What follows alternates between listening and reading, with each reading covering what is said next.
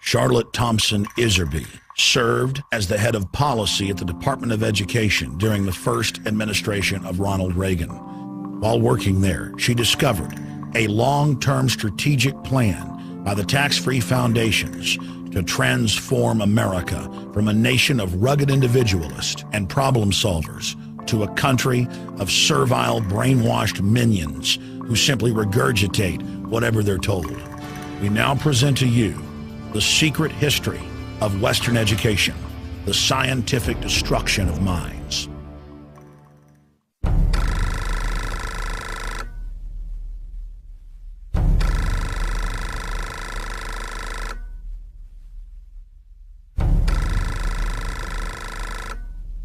The minutes reveal that in 1910, the Carnegie trustees asked themselves this question, quote, is there any way known to man more effective than war to so alter the life of an entire people? For a year, the trustees sought an effective, peaceful method to alter the life of an entire people. But ultimately, they concluded that war was the most effective way to change people. Oh, my God. World War I. Horrible war. Oh, I mean, made every other war look like nothing. They sent a confidential message to President Wilson insisting that the war not be ended too quickly. After the war, the Carnegie Endowment trustees reasoned that if they could get control, here we go, of education in the United States, they would be able to prevent a return to the way of life as it had been prior to the war. And they recruited the Rockefeller Foundation to assist in such a monumental task.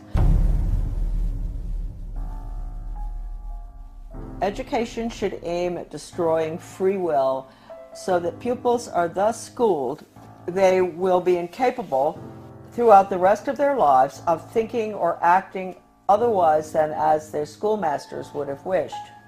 Influences of the home are obstructive, and in order to condition students, verses set to music and repeatedly intoned are very effective.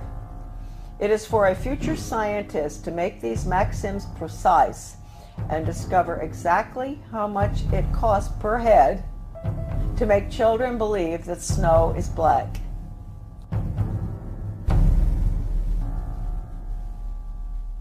When the technique has been perfected, every government that has been in charge of education for more than one generation will be able to control its subjects securely without the need of armies or policemen. End quote. Young people cannot be trusted to form their own opinions. It's our job to tell them.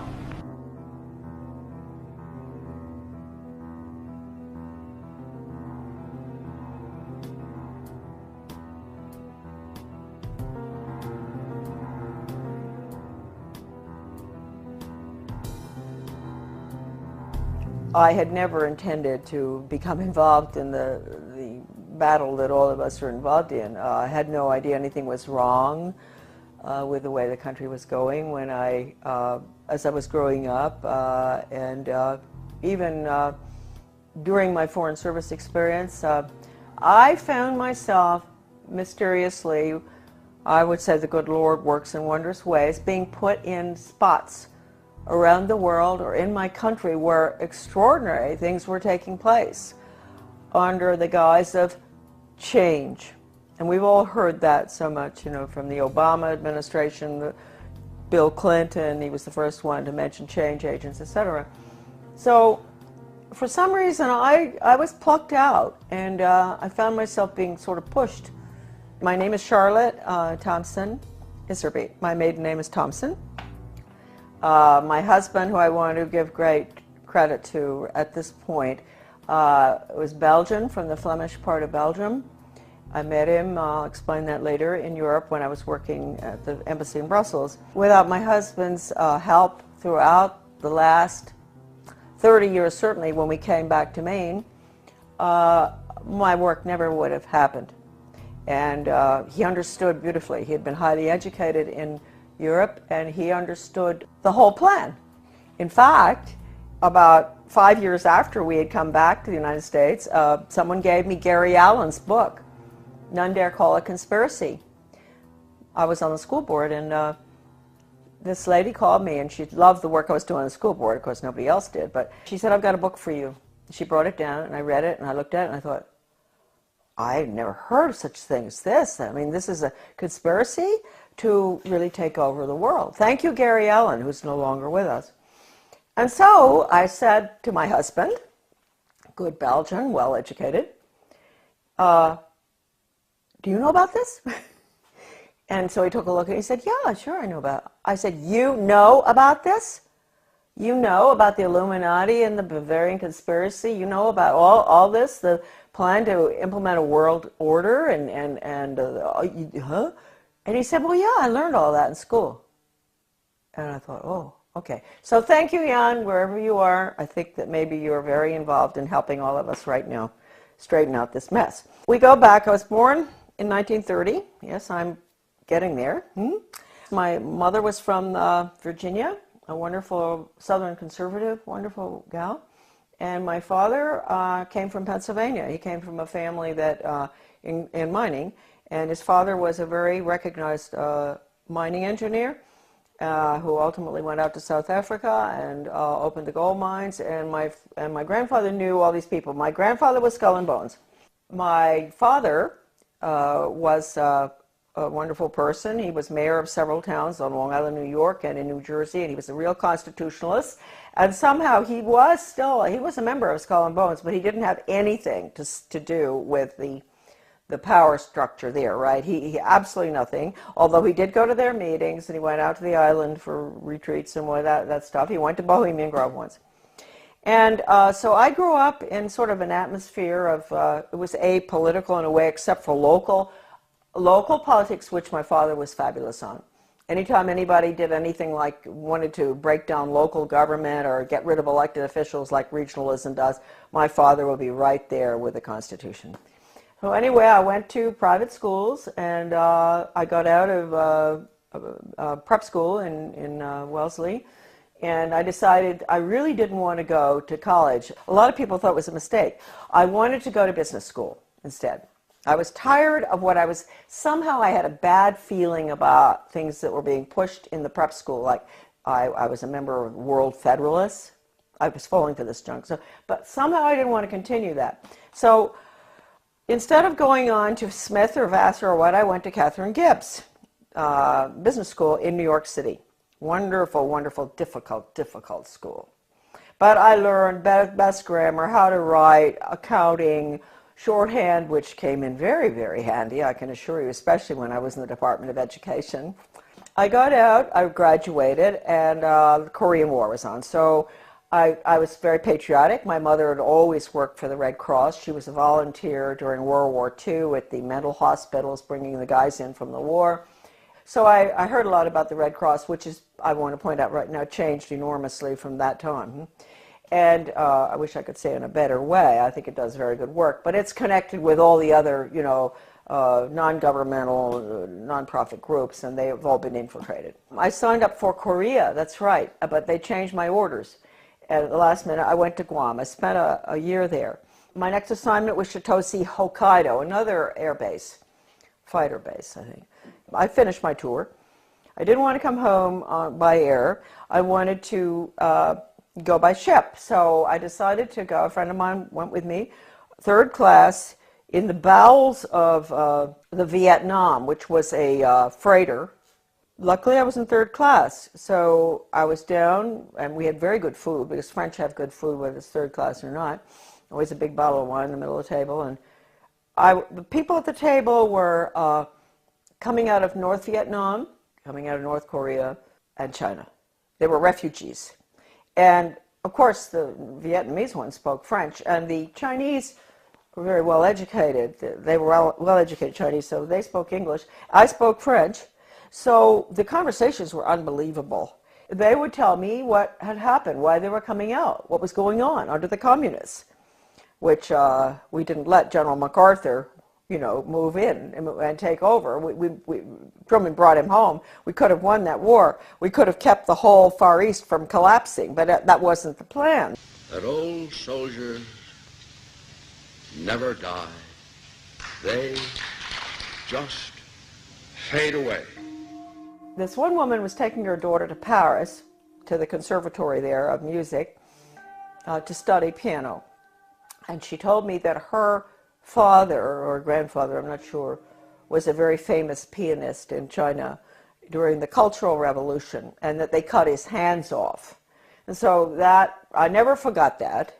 And then the other lady, she was from Vietnam, North Vietnam, and she told me that her grandfather, they killed him because he was opposed to the communist regime, and they cut his head off and they stuck it on a pole, and they marched around town with his head on the pole, which of course was to, warn the rest of the Vietnamese, keep your mouths shut. Don't go up against this regime. Then my father, he's a New York lawyer, absolutely wonderful person, great sense of humor, and I know he's skull and bone, so we have to forgive him for that. But anyway, so he says to me after, I've been gone for 2 years, mind you. This is his young daughter that he cried when I left, right? What are you doing going abroad?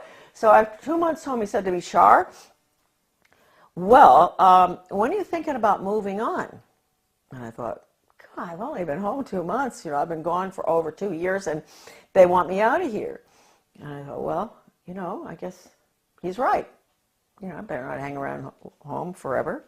And so I went down to the State Department. I had all the background because of Catherine Gibbs. That's the best thing that ever happened. I had the credentials to get into the State Department to work for ambassadors, which I did, assistant secretaries. I worked in Washington in Soviet affairs, in Middle Eastern affairs when all the Suez Canal stuff and everything was going on. I took dictation from John Foster Dulles. I'll never forget once when he was this was really during the tremendous problems with the Suez Canal and everything, and he had Golda Meir and the ambassador from Israel, to the United States there. This is so funny because I was taking shorthand, and so all of a sudden someone kicks me under the table. Golda Meir, she's kicking her friend, the ambassador of the United States, whose name I can't recall right now, and kicked me instead. And I said, oh, gee. And she said, oh, I'm so sorry. She said, he's dictating too fast. He's a very good friend of hers. Dictating too fast. There's no way you can get it. So anyway, those are little funny stories about the State Department. But anyway, and then I was in Soviet affairs. I saw very strange things there. I went to South Africa. I worked for the ambassador in South Africa.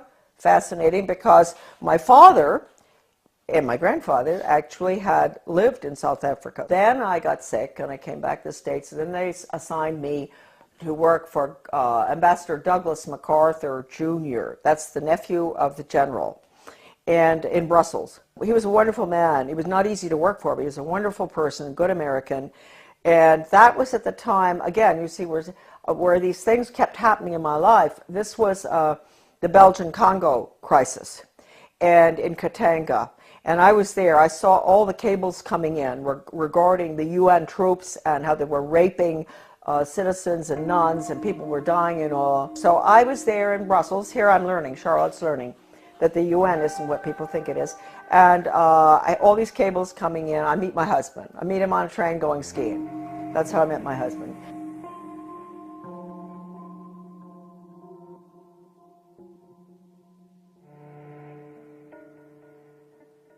My husband and I are engaged. We subsequently get married in the United States. He comes over.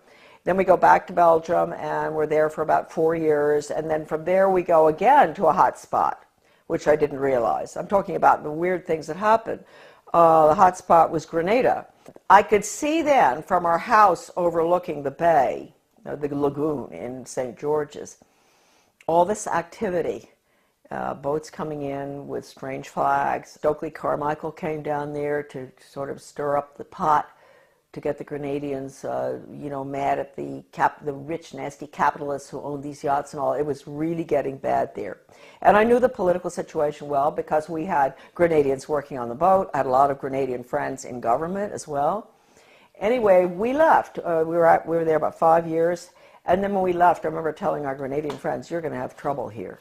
There's troubles coming. And of course it did in 1984, I guess.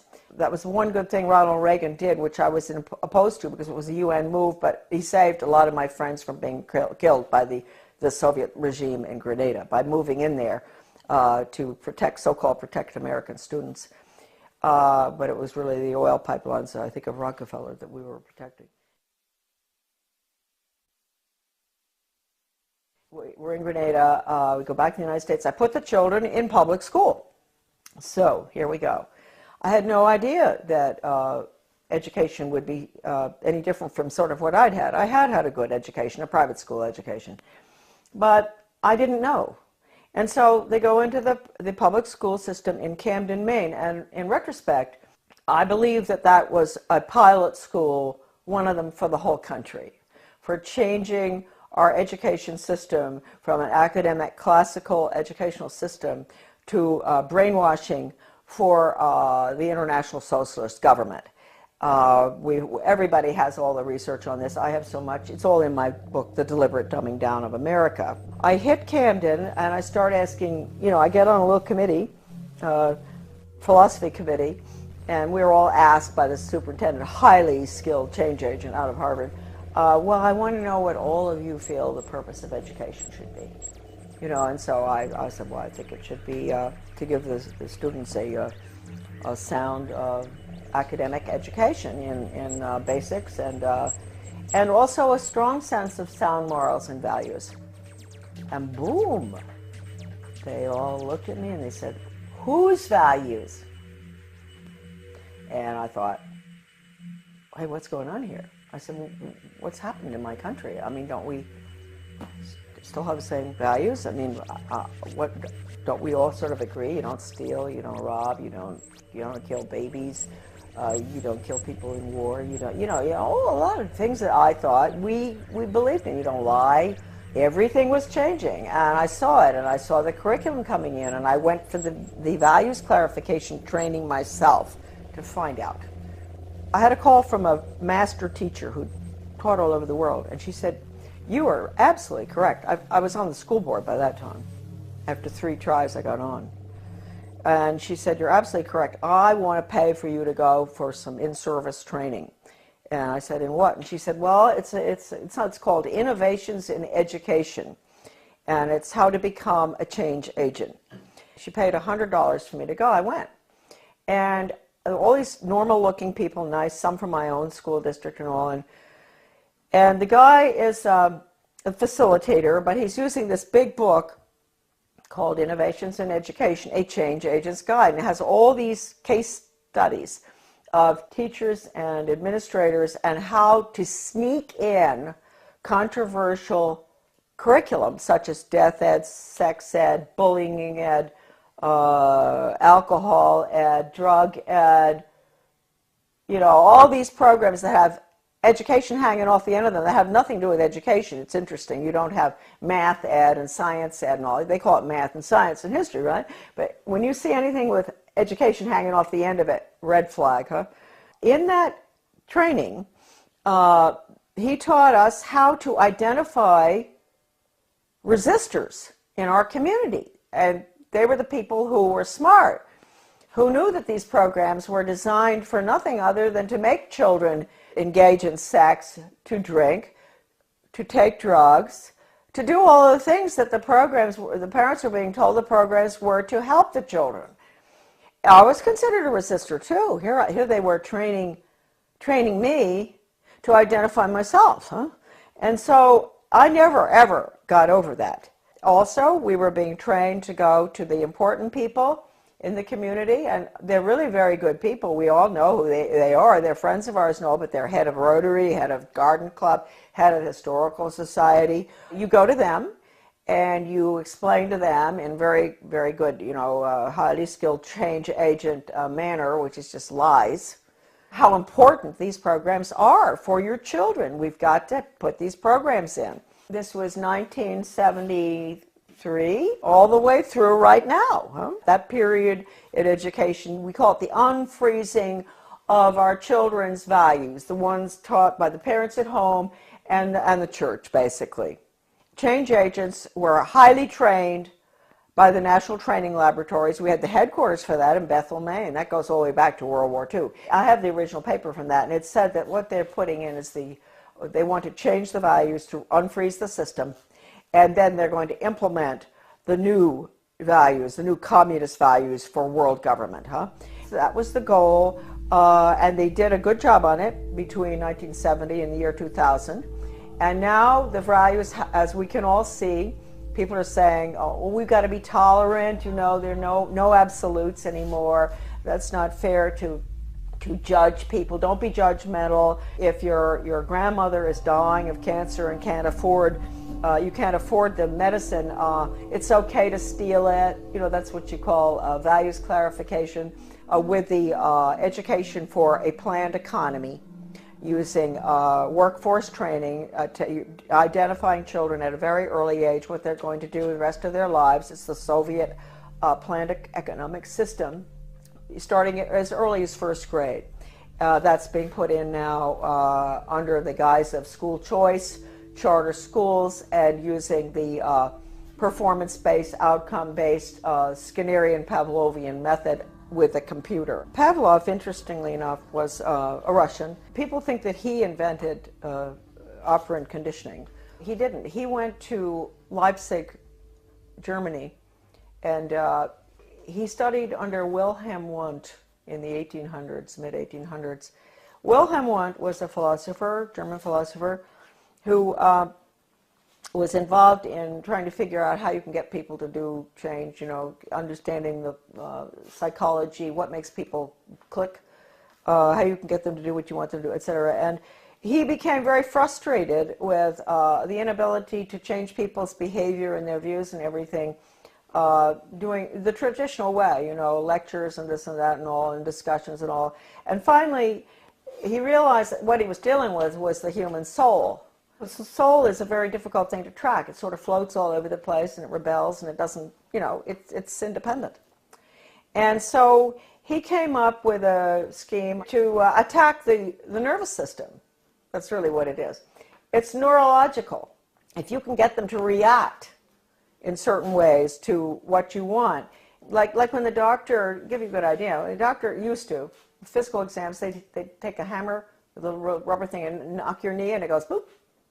So he figured, well, you know what? We can operate on that thesis, where we attack the nervous system, and it's a stimulus response thing. So you have to provide the stimulus in order to get the response. Well, if it was dog training, the stimulus would be a dog biscuit or something, and ultimately, when the dog sees you taking the biscuit out of the box, he's going to do what you want, right? And so it's really pretty simple.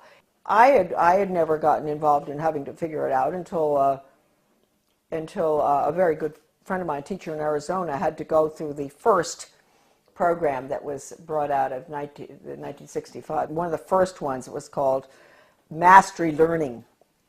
And she quit education when she went through the training. She said it was so sick. And she had papers from doctors and all saying it even makes children sick. And I met her when I went into the U.S. Department of Ed, because I found her correspondence came to my office, and it was referred to me. And that was how I met her. And she was the one who educated me about operant conditioning and how awful it is. I mean, it can absolutely destroy free will. We had free will until we got to the computer. The computer absolutely destroys. The child there's no thinking going on there. There's no transfer being made. And you've got to understand that. All the documents in regard to this by people, not myself, by educators who have been trained in it, are in my book. So you don't have to say Charlotte said that. You can say Professor so-and-so said that. I have one incredible paper in the back of my book by a leading educator written in the 60s that I managed to get. It was attached to the Project Best application for funding that I talked about, the one I got fired for. And that paper talks about the need for computers and how wonderful they're going to be and all. But he says, if you don't agree with the message, morally and ethically, that's going on to that software, Do not do it. And that's coming right out of the mouth of an educator involved in it. He says, you have to have a conscience, because that software is so powerful that no matter, you may think, oh, well, the person on the other end, you know, he can do what he wants and make up. No. Once it's in the software, and once the child is clicking away on the computer and getting the little happy face as the reward, that's what happens. We all know that feeling when we get something good on the computer. He's not going to ask any questions. That's it. Finished. And it can bring the student to a certain totally opposite position in their thinking using Socratic questioning. So it's very dangerous. I can't tell you how dangerous it is. I mean, how dangerous is a method that can actually change, actually destroy one's conscience. That's bad news. And we were all softened up, and that's what we're looking at today. Now, the refreezing has to take place. The refreezing is going to take place with the use of the computer. Schools will be bookless. They are already some of these programs coming in. So anyway, I was on the board. I saw that. I went for the retraining. Then I got off the board, and I formed with Bettina Dobbs of Maine, a wonderful teacher and a nurse. We formed something called Guardians of Education for Maine. And we were in business for about 15 years. We did a lot of very good work. In 1980, I went to work for Ronald Reagan, and I worked there for 2 years until I was fired. Right? But I had worked hard for him from 1978 to get him elected. Right? And then in 1980, because of the work I'd done and the work in education, I got an appointment in the U.S. Department of Education. Because the people in Washington, with the conservatives, they were good back then. They're not anymore. They were very impressed by the work I'd done in Maine on education. So they pulled me down and put me in the U.S. Department of Ed in what was the most important slot probably in the world in education. I know people out there are shaking their head and say, why would they put her there? She doesn't have a college education, right? Why are they putting her in there? Well, they knew, first of all, Reagan had promised to get rid of the Department of Education, something he didn't do, and I will hold that against him forever, because he could have. Since that was the plan, when they were staffing the department, they didn't have to put important people in those old slots. Like my slot that I got put into would have been filled by the former president of Harvard or Stanford or something, right? Or University of Chicago. That job had been held in the past by very important people in education. But since they were getting rid of the department, it didn't make any difference. So they just plopped me in. Now talk about the hand of God, huh? And all my files were full of everything they planned on doing. And so I don't even think my boss knew this. You know, he was a so-called conservative. But he became very suspicious about me because I was always busy. Even though I didn't have a lot of work to do from him, I was always busy because I had lots of things to read. And I would stay after work. I'd stay until 2 a.m. in the morning. When everybody was gone, I'd get into everything. Sure, if it had just been the job and all the files and everything had been whisked away by these former very important educational change agent communists, Marxists, I would not have found stuff, but all the stuff was left in the office. What I saw was so depressing. That's hardly the word. I mean, this was the education of Charlotte. It was the greatest horror story I had ever encountered. And at one point, he sent me, he wanted to get rid of me out of that office. He sent me up to the National Institute of Education, which is where all the research is performed. They send out all the grants and contracts to the universities or schools or whatever from there. I found out I was really in the belly of the beast right there, because I had access to all the computer printouts of all the grants and contracts of your money folks going out, not just across our country, but all around the world, about how to change the education system from academics to a brainwashing using Pavlovian, Skinnerian, operant conditioning computers and workforce training for the globalist economy. the corporate fascist socialist communist government that's coming right in this minute. I had a friend from Maryland who used to come in. She had a huge Cadillac, and I'd get all my stuff and put it in, interesting for many people, LL bean bags. You know those big LL bean bags? Those huge ones? And I'd put all the papers in there, and at lunchtime we'd meet uptown for lunch. She'd come in, marvelous gal, Australian, who I absolutely love, probably one of the finest Americans who ever, she was Australian, but she did more for our country than anybody I've ever known. Brilliant. We'd meet, dump the stuff in her car, go have lunch. She'd take it home. She'd get some of it out to the people across the country.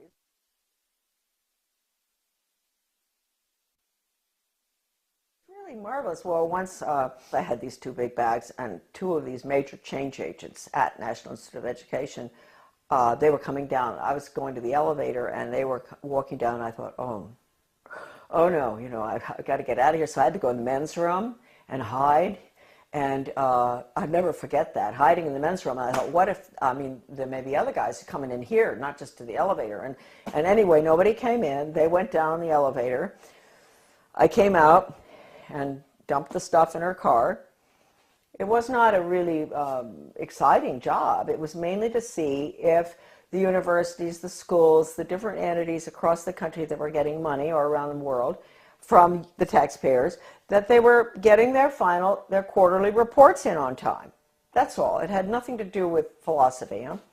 And so one day I ran across a grant to Lansing School District, Lansing, Michigan. This was University of Michigan connection with my office.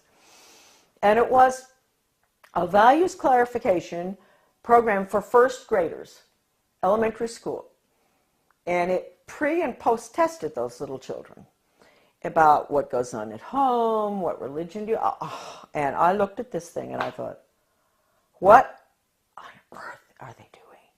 And so I turned to this bureaucrat who was working with the GAO about financial things, and I said, look, we're doing waste, fraud, and abuse.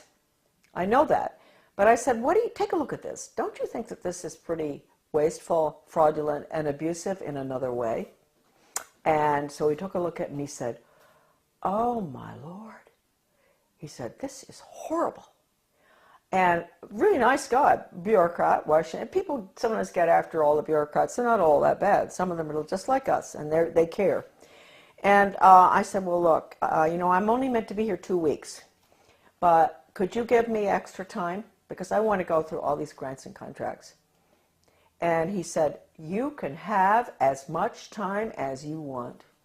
So I spent 6 weeks up there going through all the stuff. And I can't tell you how horrible. First of all, even if you don't care about children, you don't care about education, you don't care about your country, you don't care about anything, people? Are there people out there who don't care about anything? They do care about their wallet, huh? You should care about this money that has been spent in the name of education. It's total brainwashing. Anything coming out of Washington is a total Marxist brainwash. And Marxism is the world of the future unless we stop it right now. I'm fired for leaking one of these documents to Human Events. It was the one that put technology into, with the computer on, with the curriculum on it. It was a grant going out to every single state with the computer curriculum for the state. Can you imagine? Designed by Washington and all the different government education associations. And within that big paper that I found, Better Education Skills Through Technology, it was called, Project BASS. I found this one paper, one thing, this was sort of a draft, and it said, what we at the federal level can control and manipulate. That's a direct quote, colon. And then it listed, this is for us at the local level because we don't know how to run our own laws, and the state. I get fired. Then I write the president, I write Reagan, and I tell him what's going on in the department. And I said, you would be shocked if you knew. This place has got to be shut down, etc. And it was a long letter. I explained everything, that the U.S. Department of Education is a Marxist factory designed to destroy any semblance of good values academics, etc., and to make sure our children march blindly into a socialist communist world government. That's the goal of the U.S. Department of Education. They didn't want anyone to know that Ronald Reagan had that letter. So I never got a reply. I tried to. I called Ed Meese. I went home, called Ed Meese, who was the chief counselor or whatever in the White House, and I said, I want to talk to you all. I want an answer to that letter. Finally, I went down and talked with Ed Meese's aide, Ken Cribb, and I said, he patted me on the shoulder, you know, that way they do that. Oh, Charlotte, aren't you pleased to know the president got your letter? That's an admission right there. I know he got it because John Lofton, a journalist at that time in Washington, called his office, the White House, back in 1983 or something, and asked. And they said, yes, it's on his desk, and he's marked it up. So let's get that straight. He had it.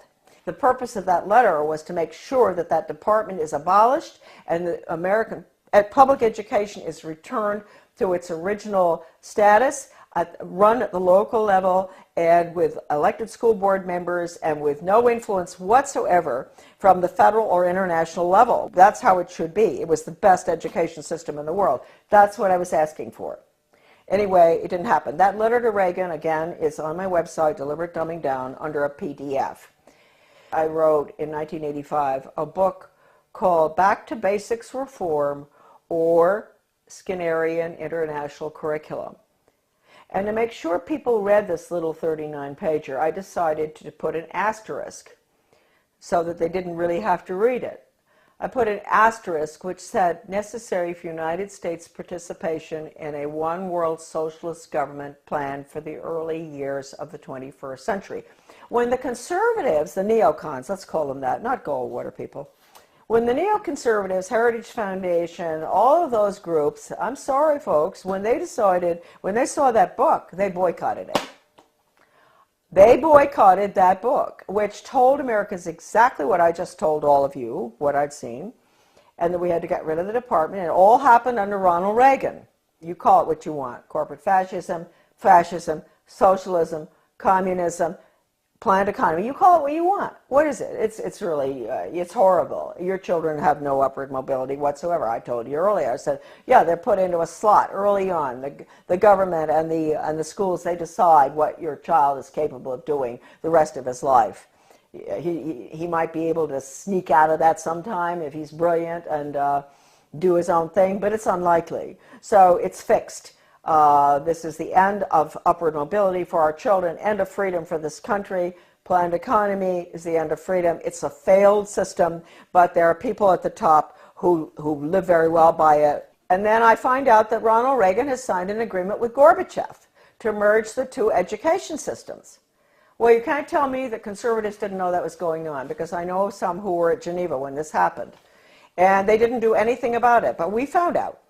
And so we fought this United States-Soviet Education Exchange Agreement. The Carnegie Corporation also signed agreements. Basically, most of that was to do with computers and technology and critical thinking for little elementary school children. Those agreements were signed. We raised $5,000 to put an ad in the Washington Times to expose that. It was called Educate is Worse Than Watergate or something.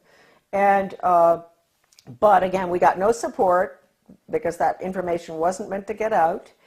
Then, about 4 years after the fact, my little article was called Soviets in the Classroom, America's Latest Education Fad, that nobody would touch. The conservatives, all the different conservative groups, media and all, would not publish it. And all of a sudden I got a phone call from a wonderful man by the name of Robert Morris. He was a judge from New Jersey. He calls and he said, I'm now the president of America's Future.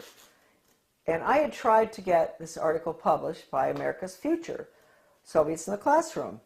And I couldn't get it published. It was interesting because America's Future used to do a lot of articles on bad textbooks and everything in the United States. And I thought surely they would be interested in the United States-Soviet textbook agreement too, and exchanges. And I was sure but no, they would not publish it. So this Marvis, Bob Morris, became president. He found my article in a drawer in the desk that was left there, the manuscript. And he read it and he thought, oh, what is this? Can you imagine? He's a leading conservative himself, very important person. He had not heard about it. He had not heard what Reagan had done. It's happened ever since 1958 when the first agreement was signed by Eisenhower with the Soviet Union at the peak of the Cold War. And then the various agreements have been signed all the way through until recently, one with terrible one with China. So we have merged, and let me point out, just today, I was informed that there are forces at work in the state of Maine that are surrounding our wonderful people that we elected last November. Traditional Mainers, good, hard-working Mainers who were very upset about what's going on. They worked hard to get our governor in, a wonderful man, Paul LePage. And I want to warn all of you that out in your states, if you elected some really good people, they've been surrounded.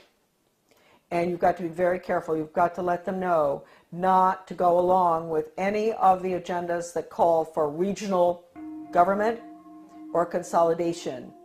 Because regionalism, you know, the merging of services, the police forces in one town, police force merges with another one, the schools consolidate, all the little schools merge into a big one. They tell you that's to save money and all. They're lying to you because it doesn't. We know that. It doesn't save money. But what it really is, regionalism is communism. And I have an article, it's in Deliberate Dumbing Down of America.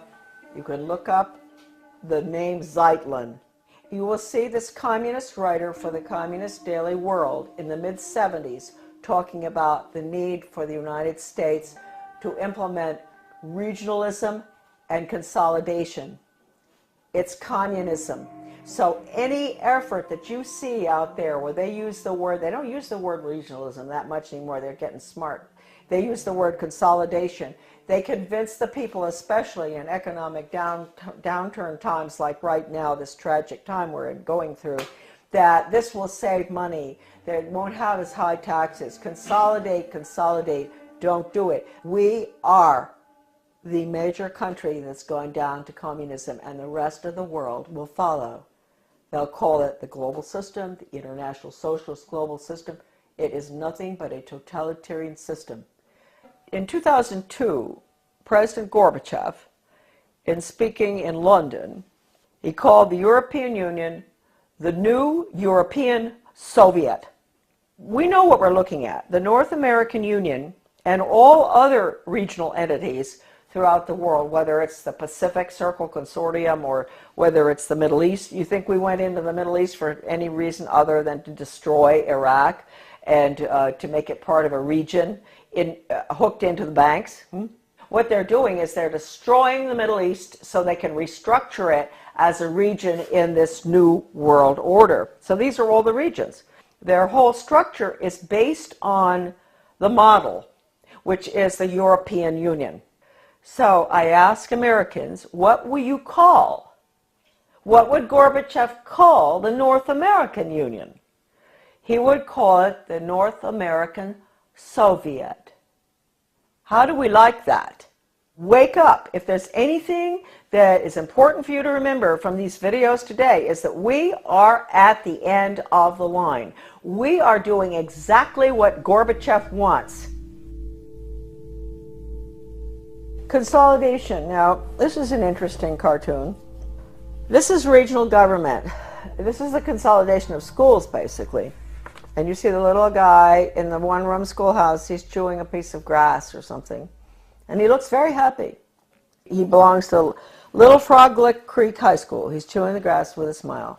If you follow him through, you're going to see him looking more and more miserable as they merge his one-room schoolhouse to a six-room schoolhouse, to 8 more schools, and then into a central school, which is a region. And then you're going to see him at the end. He's holding his left arm out, up like this, clenched fist, little hair, very unhappy, and his t-shirt says, Our Lady of the Benevolent Dictatorship, One World Global Training Corps. And then the last one he has on earphones, you know, like you guys have all the time. Finally, he's smiling. He's connected to something with a wire. And it says, Interplanetary Carbon Unit Reprogramming Pod. Well, I saw that in a very liberal left education journal called Phi Delta Kappa. Many people will recognize that, 1983. The title of it is Consolidation, going from the small school to the central regionalized school, and which is what regional government is all about. And, you know, you can get rid of all the parochial views that the children have in the little school where the parents can go, you know, school board meetings just across the street, the school, and all the parents know each other, the teacher, you know, it's a lovely atmosphere.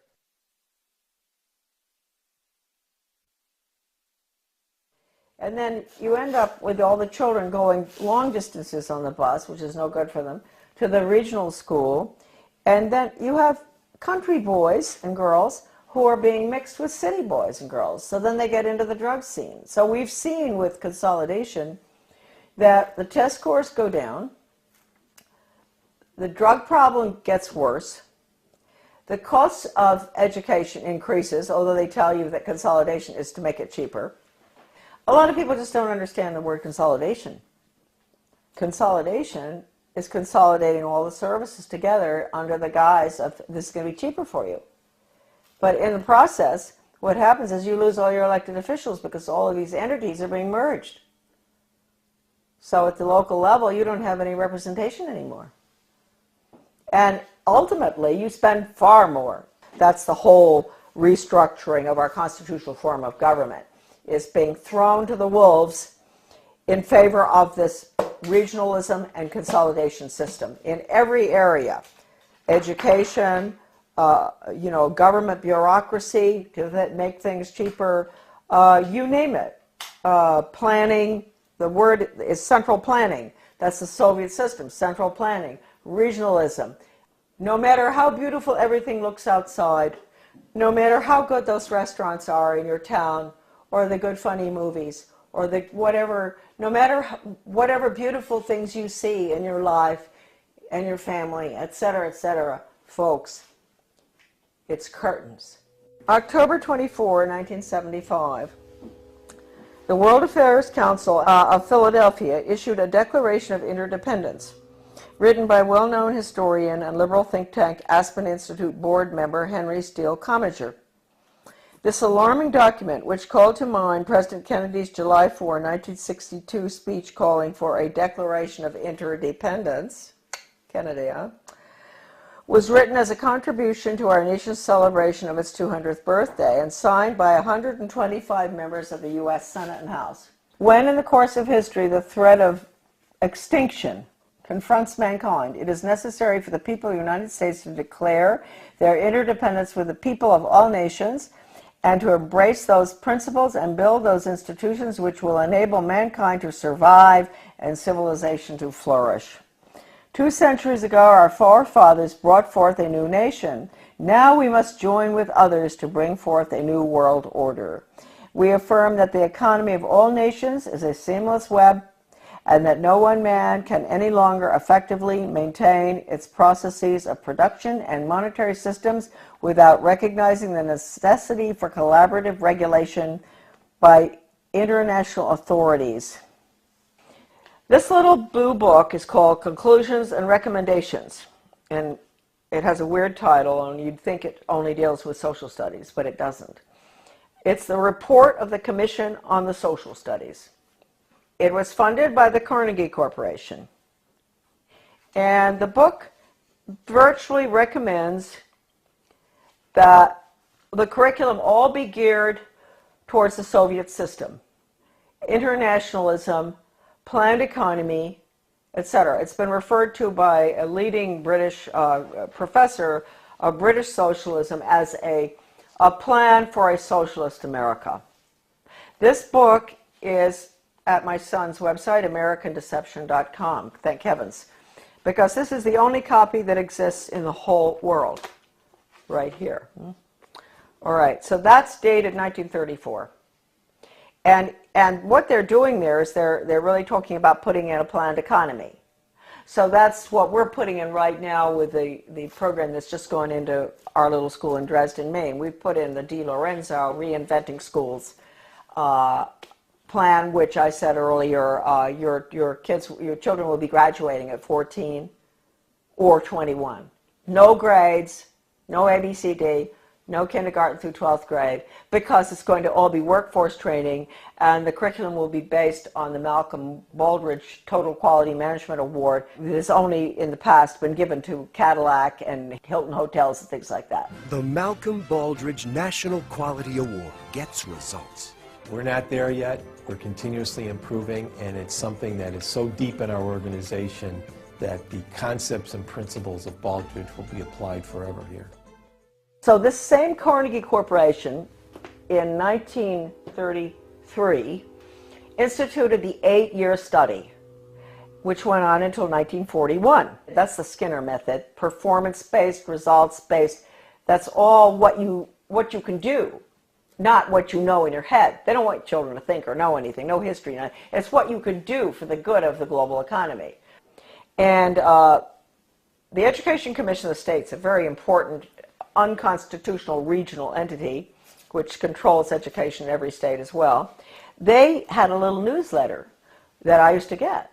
And one day I was reading it, and my eyes went down to the bottom of the page, and I said something. It said, outcomes-based education is, and of course I'd always been fighting outcomes-based education, and it said was experimented with for 8 years in the 1930s and 40s by the Carnegie Corporation. It was called the 8-year study.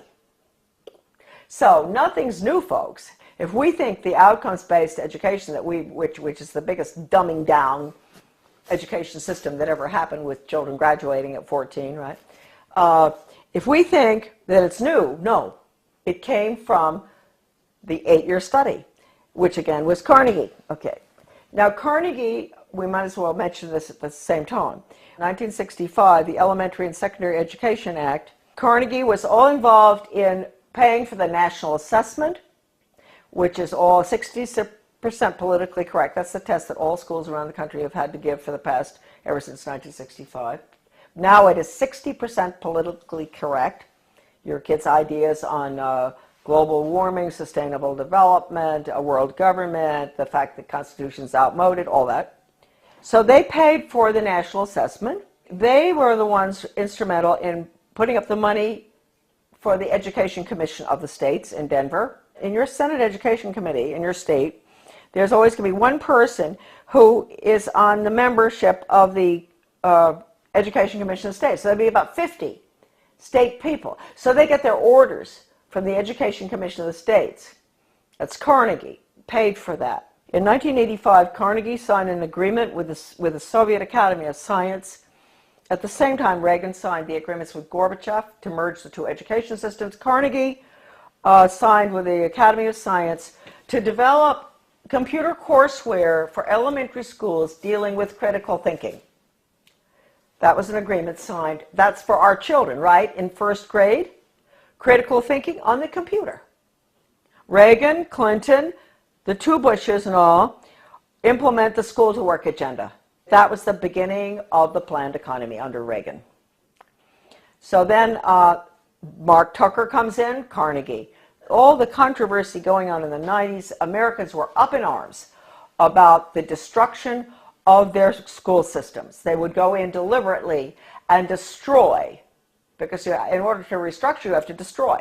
Foundation for the Advancement of Teaching, David Hornbeck, who's big on compulsory community service, compulsory. He called for that when he was the superintendent of schools in Maryland. He was commissioner. Way back, he called for mandatory service. That's another thing, folks. You better watch out. We're going to be slaves. Mandatory service. So anyway, this same Hornbeck, who's connected to Carnegie all along, goes into Kentucky, destroys that system, goes up to Rochester, New York. He goes out to state of Washington, Iowa, destroy the schools, restructure them for school to work. That's all Carnegie. And the latest information coming in for Maine with a complete recommendation, that is. Who knows? Maybe our governor, well, we can get to him fast enough, to help him understand that we can't have charter schools. Charter schools are the vehicle to implement the planned economy. We can't have them. They're unelected school boards anyway. We don't even have a school board with a charter school. They get federal money. Why no school board? They get federal money, so we have to give the federal test. No charter schools, forget it. So all of this is coming together, coalescing at the same time. The 3,000-page hearings of the congressional investigation of the Reese Committee on investigation of the subversive activities of the tax-exempt foundations, I bought the only available copy in the country, 3,000 pages, from a really good friend of mine, a wonderful American. He had been offered any amount of money for that 20 years ago by one of the minions of the tax-exempt foundations. They did not want that copy to be floating around. The research director for those hearings, his name was Norman Dodd. I knew him. And the conversation that I'm going to discuss right now that he had with the president of the Ford Foundation, Rowan Gaither, was off the record in New York City at Ford Foundation headquarters. And Norman Dodd told me over dinner in Washington, D.C., in a restaurant in Georgetown, Rowan Gaither said to him, Mr. Dodd, basically, we at the foundations, we don't determine the agenda. The agenda has come from directions from the White House. That was Eisenhower at the time, right at the peak of the Cold War. And that agenda, our instructions are to use our tax-exempt status, your money, folks, change America so it can be comfortably merged with the Soviet Union. Now, a lot of you may say, well, that never happened. Well, it's happening right now, folks. It's happening right now, as we speak. Foundation-funded non-bloody revolution. Committee Chairman Carol Reese warned fellow congressmen of a diabolical conspiracy that a certain few foundations were financing the socialist and communist overthrow of the United States. After World War I, they tried to get the League of Nations in. And there was tremendous opposition to that. And then you had opposition between then and between World War II. You had Lindbergh and a lot of Americans going before the Congress to keep us from going into the UN. You had all sorts of opposition. But they got their way. The Reese Committee learned that the Rockefeller Foundation and Carnegie Endowment for International Peace were, with tax-exempt dollars, funding leftist propaganda operations aimed at changing America through the brain, not the battlefield. Patriotism, national sovereignty, individual responsibility, and Christian beliefs were belittled, while the concepts of a one-world government, socialism, collectivism, and humanism were deemed essential for peace in the modern age. A clandestine and successful non-bloody revolution had been masterminded by some of America's most powerful and devious men who did not want to be exposed by a congressional investigating committee. The man chosen by Reese to be the committee's research director was Norman Dodd, Yale graduate, intellectual, and New York investment banker.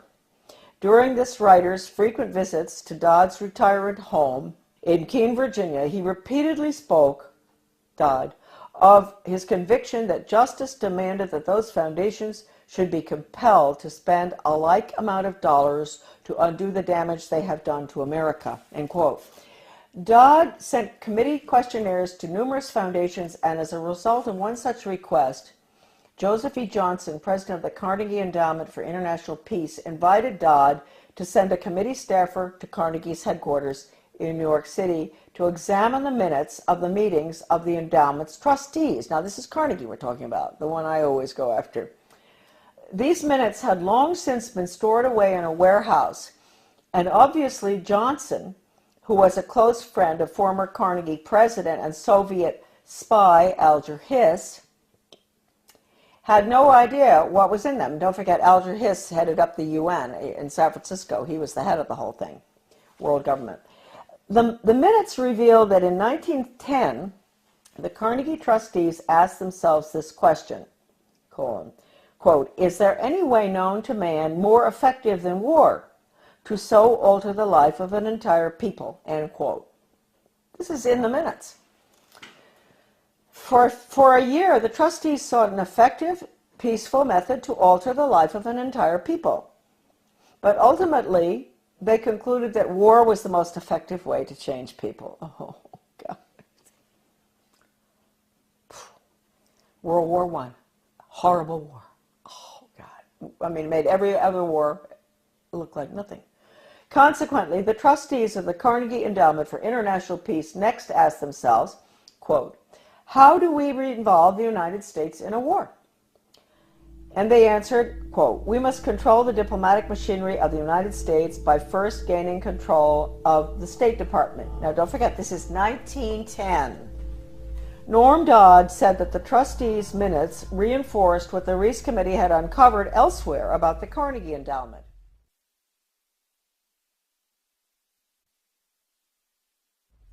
That it had already become a powerful policy-making force inside the State Department.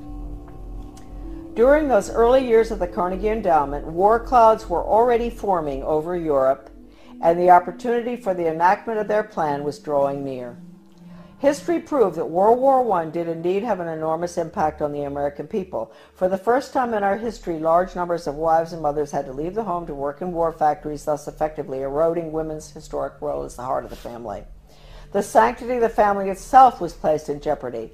Life in America was so thoroughly changed that, according to Norman Dodd, quote, the trustees had the brashness to congratulate themselves on the wisdom and validity of their original decision, end quote. They sent a confidential message to President Wilson, horrible, listen to this, insisting that the war not be ended too quickly. Carnegie trustee Cleveland Dodge, one of Wilson's financial supporters, had direct access to the president, and as did Elihu Root, endowment president from 1910 to 1925. After the war, the Carnegie Endowment trustees reasoned that if they could get control, here we go, of education in the United States, they would be able to prevent a return to the way of life as it had been prior to the war. And they recruited the Rockefeller Foundation to assist in such a monumental task. According to Dodd, quote, they divided the task in parts, giving to the Rockefeller Foundation the responsibility of altering education as it pertains to domestic subjects. That was the Southern Education Board they set up. But Carnegie retained the task of altering our education in foreign affairs and about international relations. That would be UNESCO, UN, all that stuff. The foundations decided that the most effective method of achieving this goal would be to alter American history. So they awarded grants, fellowships, and scholarships to those professors and historians who would rewrite American history and promote one worldism, humanism, and socialism. By the early 30s, the well-laid plans of the foundation trustees had reached fruition, and a Reese Committee staff report concluded, 1, that there had indeed been a non-bloody revolution in America between 1933 and 1936, 2, that a certain few foundations had funded efforts to change the beliefs of the American people through education and propaganda, and 3, that these revolutionary changes had been accepted without resistance. To demonstrate how thoroughly American opinion had been changed according to the plan of the foundations, we cite the following historical example. At the end of World War I, Woodrow Wilson and his shadowy alter ego, Colonel Edward M. House, tried to sell the U.S. Senate and the American people on the idea of the League of Nations. This was, of course, the first concerted international effort towards a one-world government.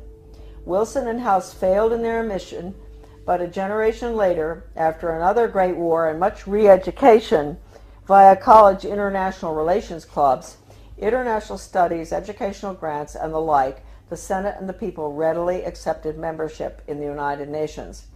Roosevelt's foreign policy advisor, Alger Hiss, helped write the UN Charter, in which the Soviet Union was given 3 votes in the General Assembly and the United States only 1. And then, before his perjury conviction for lying, that's Hiss, about his Soviet espionage activities, he went on to become president of the Carnegie Endowment for International Peace. Chairman Reese expressed justifiable rage when he described what was happening as a diabolical conspiracy. The conspirators had left little to chance. Those congressional investigations of the early 50s into tax-exempt foundations were mandated by the House of Representatives in a resolution stating, quote, "The committee is authorized and directed to conduct a full and complete investigation to determine which of such foundations and organizations are using their resources for un-American and subversive activities, for political purposes, propaganda, or attempts to influence legislation." Now, folks, I want to tell you, the 3,000 pages of testimony, Reese Committee hearings, is at my son's website, AmericanDeception.com. The person I bought the hearings from, the transcript, was offered 20 years ago any amount of money for that 3,000 pages. The foundations wanted it back. It was the only copy left available. And he would not sell it to them. So my friend sold it to me. My friend knew Norman Dodd very well. He sold it to me for $3,000, which is really cheap. All right, a dollar a page. He'd been offered any amount. They said, "We'll pay you anything. You name it, anything. We want that copy." So it's now on the web for everybody to read. All right, now we'll continue. The congressional investigations, right. To determine which of such foundations and organizations are using their resources for un-American and subversive activities, for political purposes, propaganda, or attempts to influence legislation. The tax-exempt status granted to foundations by the Congress of the United States is a special and powerful privilege subsidized by the American taxpayer. Therefore, Congress has not only the authority but also the obligation to investigate how tax-exempt funds are spent. This should be the next investigation. Ron Paul should do this one, after the Federal Reserve. The Ford Foundation, largest of all the foundations, balked when it received a preliminary questionnaire from the Reese Committee. H. Rowan Gaither, president of the multi-billion-dollar foundation, summoned Committee Research Director Dodd to foundation offices in New York City. At the meeting, Gaither asked, "Mr. Dodd, we invited you to come here because we thought that perhaps off the record." You see, that's why it's not in the transcript of the hearings, what I'm reading you now. This was off the record in the office in New York City. "We invited you here because we thought that perhaps off the record you would be kind enough to tell us why the Congress is interested in the operations of foundations such as ours." Gaither answered his own rhetorical question with a startling admission. "Mr. Dodd, all of us here at the policy-making level of the foundation have at one time or another served in the OSS, the Office of Strategic Services, the forerunner of the CIA, or the European Economic Administration, operating under directives from the White House. We operate under those same directives. The substance of the directives under which we operate is that we shall use our grant-making power to so alter life in the United States that we can be comfortably merged with the Soviet Union." End quote. Stunned, Dodd finally replied, quote, "Why don't you tell the American people what you just told me? And you could save the taxpayers thousands of dollars set aside for this investigation." Gaither responded, "Mr. Dodd, we wouldn't think of doing that." In public, of course, Gaither never admitted what he had revealed in private. However, on numerous public occasions, Norman Dodd repeated what Gaither had said and was neither sued by Gaither nor challenged by the Ford Foundation. The latest article that I've written with Debbie Niwa, a wonderful researcher, a magnificent person and brilliant, did all the graphics and formatting and a lot of her own research as well on change agents and how they brought Americans to have a totally different mindset using all of the sensitivity training. Debbie had some fantastic research of hers is in that article. As well as at the end of writing it, we came across extraordinary quotes from C.S. Lewis, who points out that if you substitute workforce training for education, that's the end of civilization. It's the end of the human being as an entity opposed to being an animal. It's the end of the human soul. It's the end of the conscience. And we have all of the evidence from educators and change agents, articles saying that the computer is fantastic for changing values. An educator with the World Institute for Computer Assisted Instruction, his name is Dustin Houston, where he talks about, won't it be wonderful when the child in the smallest school, most remote area in the country can have the curriculum developed by the world's finest psychologists, and nobody can get between that child and the curriculum. Parents, wake up. That means you, parents, you can't get between the child and that curriculum. You can't control anything anymore. You've lost it. This is going in right now. And they say this works too.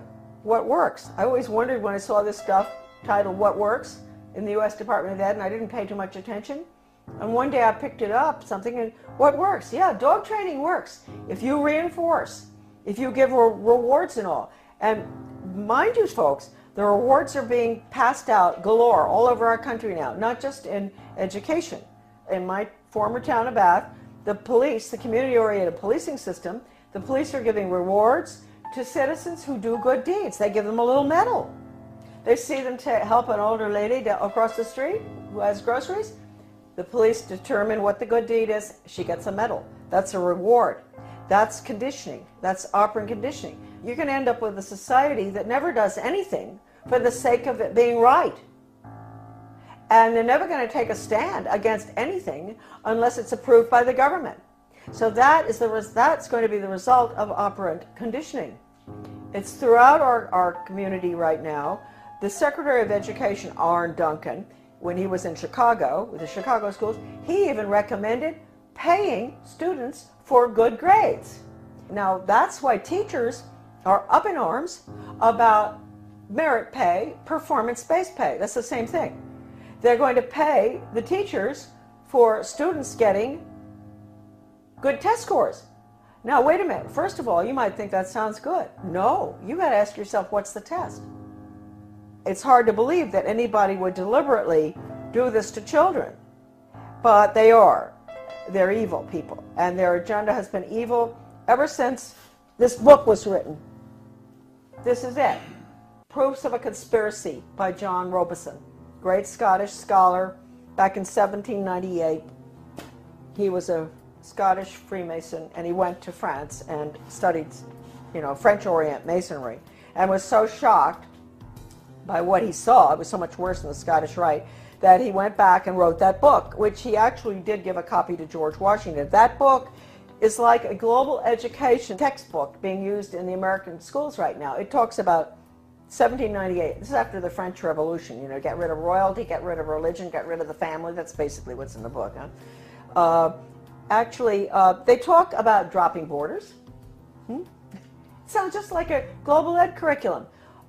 Turning the children against their parents. It's pure communism.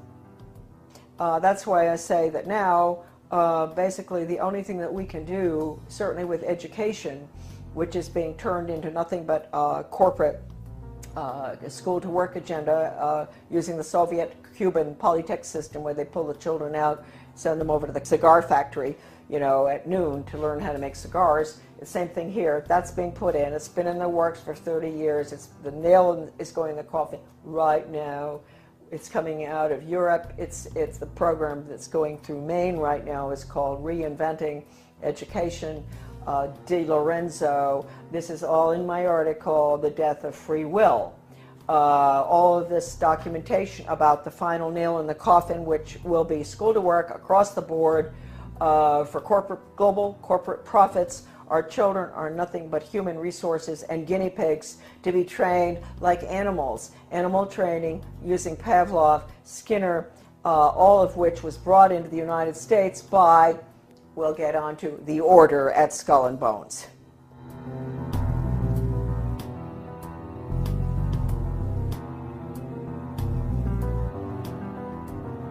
Coming soon to PrisonPlanet.tv, part 2 of our in-depth interview with Charlotte Thompson Iserby. We will expose the secrets of the Order of Death, publicly known as Skull and Bones. Mrs. Iserby's information, obtained from her father and grandfather, who were members of Skull and Bones, was the key intel used in the seminal work by Anthony Sutton on Skull and Bones. In part 2 of this key interview, Soon to be released at prisonplanet.tv, she will reveal even more information, some of it never before seen or released. Visit Infowars.com and PrisonPlanet.com.